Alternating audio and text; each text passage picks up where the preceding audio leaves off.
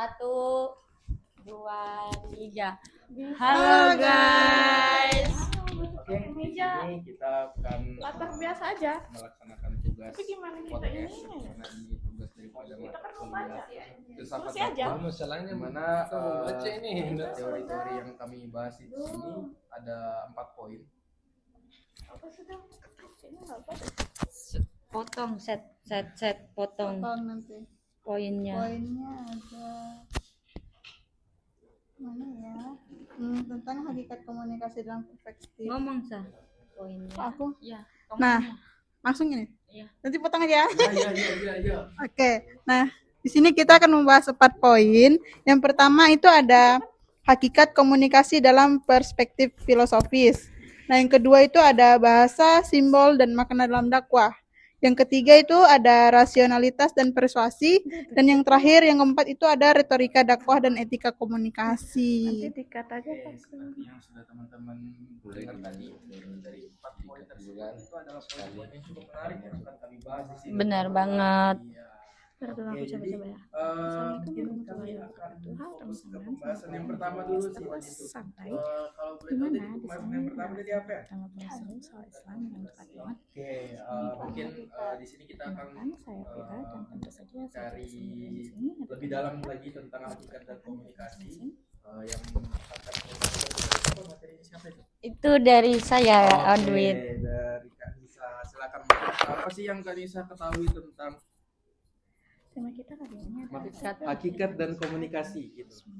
Oke, sebelumnya perkenalkan saya Hayatunisa. Jadi di sini saya akan menjelaskan materi yang pertama ya, poin pertama, di mana itu hakikat komunikasi dalam filsafat tentunya.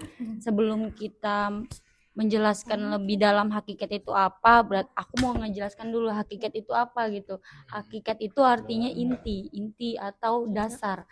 Nah, terus nanti komunikasi itu apa? Komunikasi itu penyampaian terhadap manusia atau masyarakat begitu. Terus untuk filsafat ya tentunya mendalami komunikasi itu seperti apa. Aku lupa. Nah, dakwah ya pasti kita tahu dakwah itu tentang Islam gitu. Lanjut, aku akan ngejelaskan tentang pengertian hakikat dakwah itu seperti apa sih? Yang pasti di mana komunikasi itu kan kita manusia atau makhluk sosial pasti berkomunikasi gitu kan. Nah, di mana komunikasi dalam filsafat itu bukan sekedar penyampaian aja, tapi penyampaian di situ pasti ada pesan. Pesannya itu ya berlandasan hadis dan Al-Quran tentunya, karena ini kan komunikasi filsafat dakwah gitu kan. Nah, terus di dalam komunikasi filsafat dakwah itu ada 3 poin yang harus kita bahas. Nah, yang poin pertama itu di mana di sisi ontologi. Ontologi itu artinya hakikat keberadaan. Nah, keberadaan komunikasi dakwah itu dalam filsafat itu seperti apa? Di mana keberadaan komunikasi itu bukan sekedar penyampaian aja. Penyampaian di mana harus berlandas ya tentunya makhluk sosial itu kan berkomunikasi kan, berlandasan ya manusia tidak hanya berkomunikasi dengan sesama makhluk gitu, tapi tentunya kita harus berkomunikasi juga sama Allah gitu. Nah, itu hakikat ontologi, hakikat keberadaannya gitu.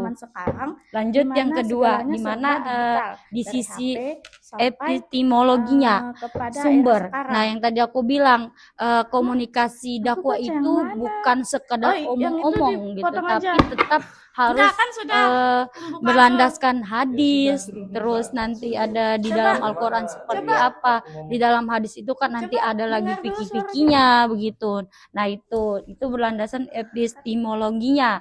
Yang ketiga itu sisi aksiologinya, di mana ketika komunikasi dakwah itu bukan hanya sekedar omong-omong, tapi harus ada nilai dan tujuan. Nah, misal kayak komunikasi dalam dakwah menciptakan perubahan, bukan hanya komunikasi aja kayak sekedar cerita gosip, tapi komunikasi dakwah ini harus ada perubahan ketika mad'u memberikan motivasi atau ceramah ke jamaahnya. Nah, itu harus ada perubahan-perubahan untuk jamaahnya seperti itu. Untuk hakikat komunikasi seperti itu. Begitu Abang moderator. Iya, oke. Cukup menarik ya, tadi kita sedikit membahas tentang komunikasi dan dakwah dalam filsafat ya. Nah, yang saya pengen cari tahu juga ini mungkin dari saya pribadi nih ya. Kita sering nih ngelihat orang-orang itu mungkin berdiskusi tentang filsafat ataupun tentang atau ngulang aja sudah nggak apa dah. Apa ya, Ngulang dari awal berpikir pembukaan yang aja. sebenarnya itu di luar dari jangkauan manusia biasa gitu. Maksudnya kalau misalnya di obrolan-obrolan yang kalau misalnya kita nongkrong ya, itu kan biasanya kan ada kayak kenapa ya tiba-tiba bumi ini diciptakan. Nah, pasti ada pertanyaan-pertanyaan kayak gitu Ya, kan. benar. Nah, kira-kira nih menurut Kanisa sendiri tuh kalau misalnya kita berbicara tentang hal-hal tersebut, apakah diperbolehkan dalam filsafat dakwah itu sendiri? Padahal kan kita nggak berlandaskan dengan ini ya, nggak ada berlandaskan tentang ayat ini nih, tentang ayat ini yang menjelaskan ini, tapi kita cuma asbun aja tuh. Nah, kalau di tempat tongkrongan itu apakah kira-kira menurut komunikasi dan dakwah ini diperbolehkan kita ngobrol-ngobrol sembarangan? Sebenarnya kalau kita tarik ulur di filsafat itu boleh bertanya tentang kayak hakikat kenapa sih manusia itu, kenapa Tuhan itu, contoh yang kenapa Tuhan itu ada, Tuhan di mana gitu-gitu. Tapi kalau kita tarik ulur filsafat dakwanya itu sebenarnya kalau yang aku pelajarin, aku pernah belajar itu dia nggak punya agama. Kenapa dia bertanya tentang Allah itu di mana, atau tadi kenapa bumi itu bulat. Nah, tapi kalau semisalnya nih contoh kayak dia itu baru mau belajar Islam itu boleh. Tapi kalau orang Islam itu saya rasa tidak memiliki agama. Karena kalau kita ngelihat kan kita dari kecil sudah dipelajari tentang Al-Quran. Di dalam Al-Quran itu kan menjelaskan kita tidak perlu bertanya bahwasanya bumi itu bulat itu kenapa, terus Allah itu di mana. Itu kan sama aja tidak tauhidnya udah dilajari gitu dari awal gitu. Makanya saya rasa miris sekali ketika orang Islam yang bertanya seperti itu. Tapi ketika orang yang yang non muslim mau belajar Islam bertanya seperti itu hal yang wajar begitu, Adit. Oke, terima kasih. Mungkin siapa tahu dari teman-teman ada yang pengen ditanyakan tadi nih berdasarkan hasil materi yang sudah dipaparkan. Silakan mungkin ditanyakan. Iya, makanya itu. Saya ada pertanyaan ini terkait dengan komunikasi. Iya, silakan. Nah, aja orang-orang kira. Tujuan utamanya itu hanya sekedar memberikan informasi kepada audiens atau lebih daripada pemahaman kepada mereka. Sebenarnya kalau kita bahas tadi yang ketiga itu kan sisi aksiologinya, di mana ketika komunikasi dakwah itu terjalan maka itu harus memiliki nilai dan tujuannya. Yang pasti nilainya itu kan menyampaikan itu harus ada nilai, harus ada isinya semacam apa gitu kan, seperti Allah itu di mana kan itu pasti para ustadz yang mempunyai ilmu seperti itu kan. Nah, untuk coba boleh dulu aku langsung down. Ketika kita berdakwah itu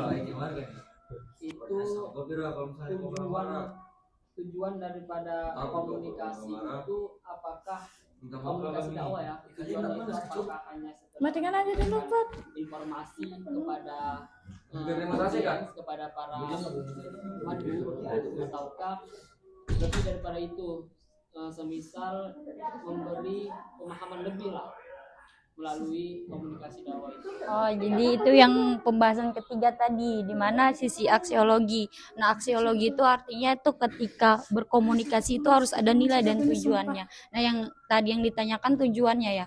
Nah, jadi komunikasi filsafat dakwah itu bukan hanya sekedar berbicara saja atau menyampaikan saja, tapi mad'u itu punya tanggung jawab untuk merubah madu itu apa ya? Lupa aku. Jamaah.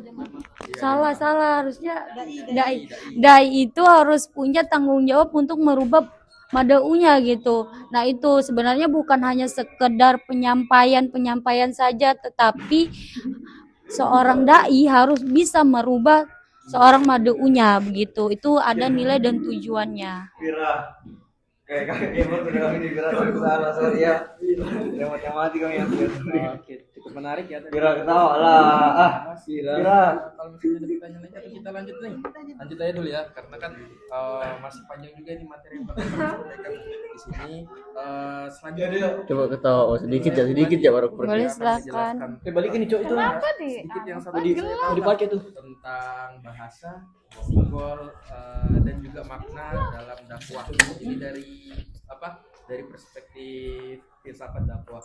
Mungkin perlu apa ya, kalau misalnya kita tahu dulu kan bahasa itu seperti yang kita gunakan gimana cara kita berbahasa dalam filsafat dakwah itu juga ada tatatannya.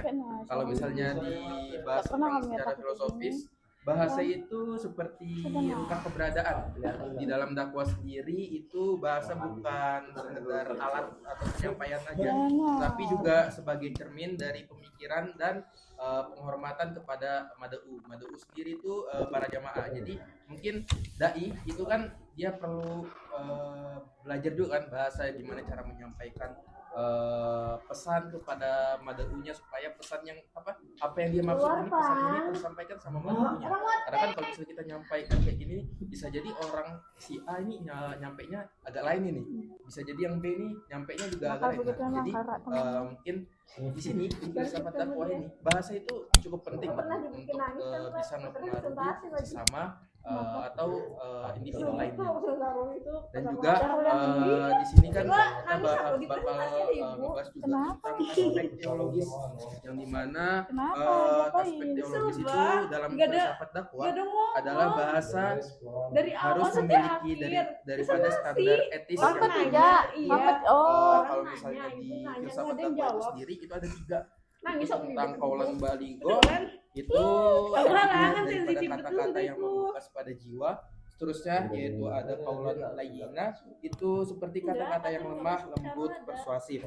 Selanjutnya yaitu ada kaulan karimah, itu kata-kata yang mulia atau menghargai martabat sesamanya. Jadi bahasa-bahasa itulah yang biasanya digunakan oleh dai-dai ketika menyampaikan. Jadi ada yang dari kata-katanya yang mungkin ngebekas di jiwanya, karena kan setiap masalah juga beda-beda dan penyelesaiannya juga beda-beda dari berkata bahasanya.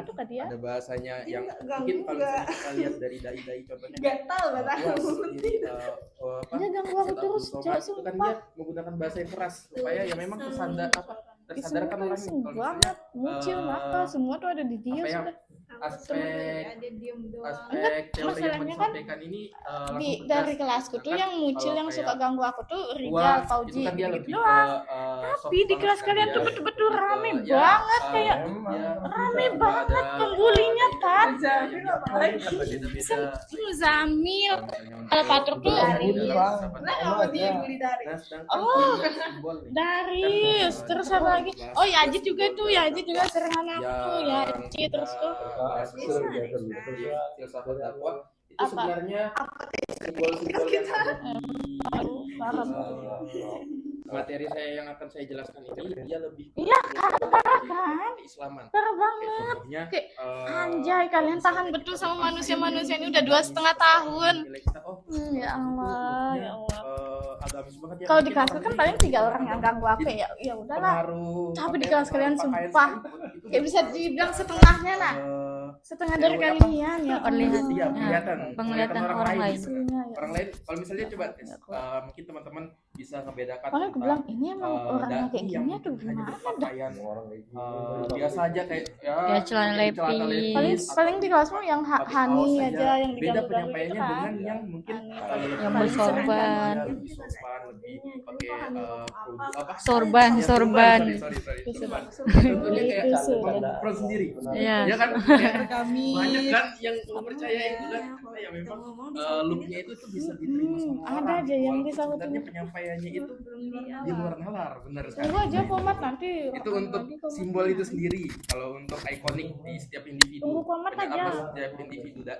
Jadi dai itu punya ikoniknya sendiri. Jadi kayak contohnya lagi dai pramuka, dia kan lebih ke ikonik memakai pramuka karena dasar-dasar penyampaiannya itu lebih ke nilai-nilai pramuka yang dibungkus lagi sama nilai-nilai agama. Jadi campur antara dua itulah. Terus juga selain daripada individu itu sendiri, simbol yang akan saya bahas ini tentang simbolis ritual. Contohnya, Assalamualaikum warahmatullahi wabarakatuh. Halo teman-teman, selamat datang di podcast Data Santai. Ya Dimana di memang sini kita akan nggak pernah ada kan? Islam Ya, yang ibaratnya kayak dekat kita banget dengan hidup kita. pernah nyangka kalau misalnya ada Sebelumnya gerakan kayak perkenalkan harus aku. dulu, harus Kok aku? habis Perkenalkan nanti saya. kita bakal berdiri lagi. Nah, apa dikatakan nanti nih? Ada hal-hal tersebut. Kamu- Kayak kamu sama potong contohnya aja. kayak olahraga. Ya olahraga itu kan dia punya gerakannya sendiri gitu. Jadi itu ikonik tersendiri dalam agama itu loh. Ibaratnya simbol dakwah itu. Di Bang sendiri. tunggu komat. Terus juga selain itu kita bakal Pegang aja itu, kayak Pak. di metafora. Nanti kamu beranuan Islam sama juga itu ada yang namanya perumpamaan. Ih, Jadi sumpah kayak panas. contohnya Cari remote contoh nggak hal sih? kecilnya itu seperti Al-Quran. Al-Quran Tadi itu kurang ada kan di dalam filsafat itu dia dia tuh sebutan lainnya An-Nur, cahaya gitu ya. Ya kan padahal sebenarnya Al-Quran ya udah Al-Quran aja. Kenapa sih harus ada An-Nurnya? Nah itu sebenarnya karakteristiknya juga kayak ibaratnya karena dibilang An-Nur tadi, orang tuh lebih kayak ternyata Al-Quran itu mungkin di dalam pikirannya Al-Quran itu penuh dengan cahaya, kayak ibaratnya suci. Yang awalnya kalau kita cuma kalau misalnya kita ngebahasakan nih kayak kitab ini kan banyak kayak buku Benar. kayak kita nggak ada ngeliat karismanya dari buku itu. Iya. Karena nggak ada diulas-ulas sama bahasa lainnya. Ya buku ya udah buku aja gitu loh. Kalau misalnya Al-Quran beda, Al-Quran dihias lagi sama kata-kata orang, kata-kata yang lebih diperindah lah.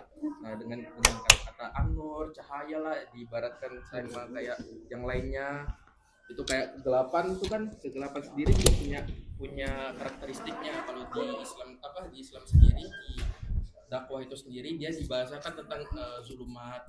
Jadi kayak kegelapan yang betul-betul gelap gitu. Jadi kita ngebayangkan di dalam pikiran kita kayak ini gelap banget gitu.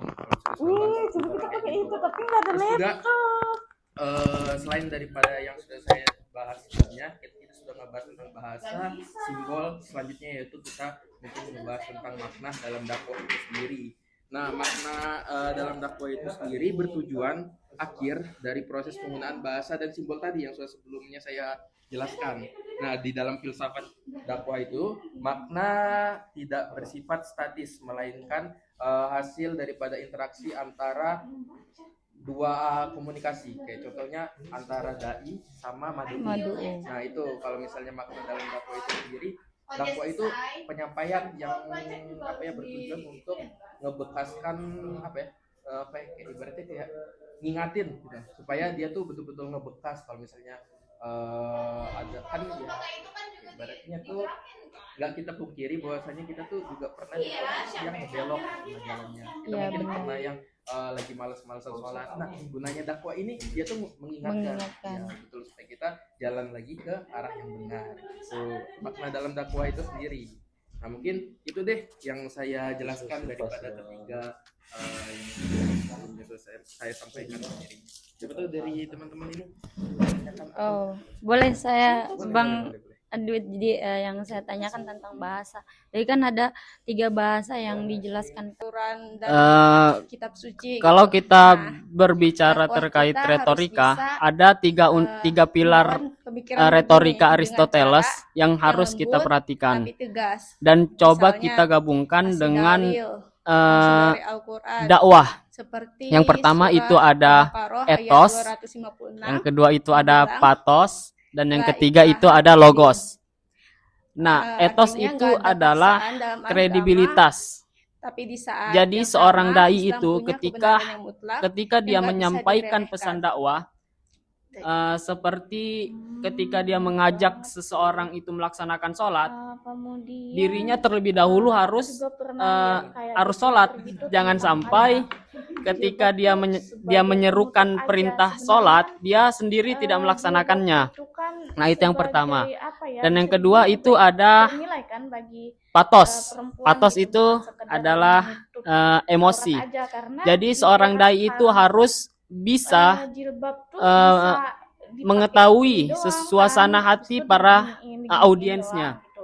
Jadi Padahal, ketika hakikatnya jadi berhijab itu ketika kan harusnya dia ingin menutup menyampaikan aurat ya, gitu kan. pesan dakwah, Nah, emang itu paling banyak sih kalau di media sosial tuh dia memilih perdebatan-perdebatan apa yang seperti memang itu. dibutuhkan oleh para Kemudian, audiensnya. Nah, dan yang sekarang ketiga kita itu bahas ada dakwah logos. masyarakat informasi Logos itu yang adalah lagi logika. banjir data nih. Nah, yang seperti Rara sudah bisa tolong jelasin dijelaskan lagi nggak, sama Kak maksudnya Aisyah tadi, masyarakat bahwa informasi dan gimana ketika dampaknya buat seorang strategi dai itu dakwah di zaman sekarang gitu, ingin yang menyampaikan pesan dakwah itu harus infonya ini menggunakan bisa berlimpah-limpah kemana-mana gitu. apa namanya? Alasan yang masuk akal. Tetapi alasan yang masuk akal juga itu tidak cukup tanpa dibarengi dengan dalil-dalil dari Al-Quran dan hadis. Yang secara halus Nah, selanjutnya relativisme dengan fakta etika sains komunikasi. modern atau sejarah Islam. Etika komunikasi. Yang Etika nyata adalah seperti cerita Nabi kalau kita Muhammad berbicara SAW, tentang etika, yang itu berdakwah berarti dari kita sedang masyarakat berbicara Hulal Mekah yang tentang penuh baik dan buruk, ada berhala juga betul kan, dan salah. dan bebas. Nah, Jangan jadi kalau pernah kita berbicara jatuh tentang etika mental komunikasi, atau marah-marah, itu tapi ajak mereka mikir etika dalam komunikasi dalam Jadi, dakwah itu sebagai seorang dai itu harus bisa memilih, harus bisa mengetahui mana yang perkataan yang baik, mana perkataan yang harus digunakan, mana perkataan yang tidak boleh digunakan. Nah, dalam etika komunikasi ini ada beberapa aspek yang harus kita perhatikan juga. Yang pertama itu aku akan bilang yang pertama itu nggak ada- kaulan kan nggak ada lagi yang mutlak benar atau salah gitu. karim Nah, enggak. kamu- Yang pertama itu kaulan kamu sadida. bilang, jadi relatif Itu ini perkataan gini, yang contohnya sudah kaulan kamu sadida, kasih tahu perkataan yang gitu kan. jujur. Nah, tapi kamu ngasih tahu Jadi ketika dan seorang lagi dai ingin pendekatannya itu menyampaikan kan belum pesan mau tanya. dakwah, Belum, aku Itu jawab dulu, aku bilang gue harus berat banget nih gitu. ada landasan-landasan yang kemudian membuat para jamaah itu kamu sudah jawab merasa ini, oh sedangkan aku ini aja pesan belum- yang benar, belum ini pesan tanya yang ini. ada kan tadi kamu nanya landasan yang hukumnya. terakhir kan. Iya. Nah, dan yang Udah, nih, sudah, dan yang udah. kedua Iya, itu sama ada contohnya. Kamu kaulan langsung pendekatan. Soalnya kan bagian kamu seharusnya yang ini, Sudah, jadi aku kaulan ngikut yang sadida. ini. Enggak, aku belum tanya, Ra. iya kaulan karimah. Aku belum nanya. Nah, kamu kan udah kasih contoh kan? Kamu udah kasih contoh, udah sampai situ doang. Kan? Nah, karena di pertanyaan kedua itu kamu ngejelasin pendekatan, tapi kamu habis ini, habis Nah, yang contoh kedua ini, itu ada kamu kaulan kasih tahu karimah. pendekatannya gini, Kaulan gini. karimah Padahal belum ada itu nanya di sini. Kamu selesai nanya nggak sih tadi? Aku baru sekali nanya. Baru sekali nanya pas kamu bilang Komunikasi. ini pendekatan, berarti ini soal kedua aku, tapi aku belum ini. Yang Banyak kedua pas itu yang ada hijab-hijab itu kaulan kan layyina, aku mikir langsung, yang berarti berbicara aku dengan ngomong apa lemah nih, lembut. susah. Jadi ketika kita Ya karena ketika seorang dai ingin menyampaikan pesan dakwah Aku ngikutin di sini itu soalnya. kayaknya Numu tuh langsung harus anu, menggunakan langsung perkataan yang lembut. Lembut di sini bukan berarti Skrip. lemas ya, bukan berarti lembek, tapi menggunakan perkataan-perkataan yang pantas untuk didengar oleh para audiens, oleh para dai. Iya, aku ikutin nama-nama. Iya. Habis kamu aku. Nah, aku jawabnya begitu. Nah, aku ikutin skrip. Selanjutnya itu ada kaulan baligoh, contohnya tadi kan. yaitu Nah, terus dia tuh langsung lanjutin ini pertanyaannya kaulan gini. baligo ini bisa Sedangkan kita aku belum ada ngomong ini. artikan dengan Bisa ulang garis gitu. perkataan Kamu yang ngeliat aku, efektif. kira kamu langsung jawab. Jadi Kamu ketika kayaknya seorang jawabnya dai langsung semua gitu. Iya.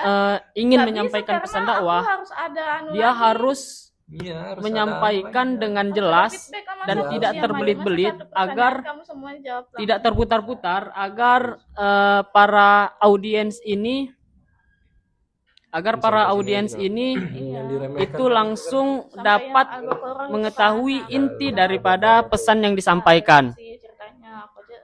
Ya mungkin seperti itu yang bisa saya sampaikan. Kenapa, Pak? Saya kembalikan ke Abang Adwit. Terima kasih. Jadi cukup menarik ya materi yang dibahas tadi. Itu yang pertama juga tentang retorika filsafat ya. Terus juga selanjutnya juga tadi ada tentang etika dalam berfilsafat atau berpikir juga. Nah, siapa tahu di sini teman-teman ada yang pengen ditanyakan tentang yang sudah diceritakan oleh Bang Egy tadi. Gimana? Kalau nggak ada mungkin kita tutup aja ya. Ih, capek banget. Gimana? Ada? Coba lihat sampai mana, Pak. Gimana? Kak Nisa ada? Iya, kalau ada mau bertanya silakan dulu sebelum kita akhiri ini. Oke, izin bertanya. Pasti yang dikulik-kulik ini yang harus retorikanya di sini kan, Bang Egy. Nah, ya pasti Tadi itu sudah Bang Egy apa sih sepenting Kayaknya apa belum deh. itu retorika dalam berdakwah gitu. Karena ya saya dengar-dengar tadi penjelasannya luar biasa banget kan. Karena kayak penjelasannya sepenting itu gitu. Nah, boleh nggak memberikan satu kata atau dua kata buat dai sepenting apa retorika, karena kan banyak dai di luar sana itu tidak memahami retorika gitu. Nah, jadi ada yang madu nggak mau lagi. Contoh nih, aku pernah nih datang ke suatu masjid gitu, dengarin seorang dai karena dia retorikanya seperti retorika itu kan berbahasa gitu kan. Nah, kayak katanya tidak sesuai dengan aku, maka aku tidak mau mendengarkan lagi gitu. Dan aku pergi dari masjid itu. Nah, aku takutnya itu durasi HP ku itu kalau ditanya retorika seberapa penting ketika digunakan untuk menyampaikan pesan dakwah itu, saya rasa itu sangat penting karena esensi daripada dakwah itu adalah bagaimana kita mengajak orang lain itu agar melakukan sebuah kebaikan. Nah, cara untuk kita mengajak mereka untuk melakukan sebuah kebaikan itu kita bisa lakukan dengan berceramah mungkin. pertama itu. Oke, mungkin itu tadi sedikit penyampaian daripada kami. Oke. Nanti kita edit supaya hilang. Oke, terima kasih kepada teman-teman audiens yang mungkin di sana lagi menonton hasil perbincangan kami ini. Semoga apa yang kami sampaikan tadi itu bisa bermanfaat untuk teman-teman yang ada di sana yang lagi menonton.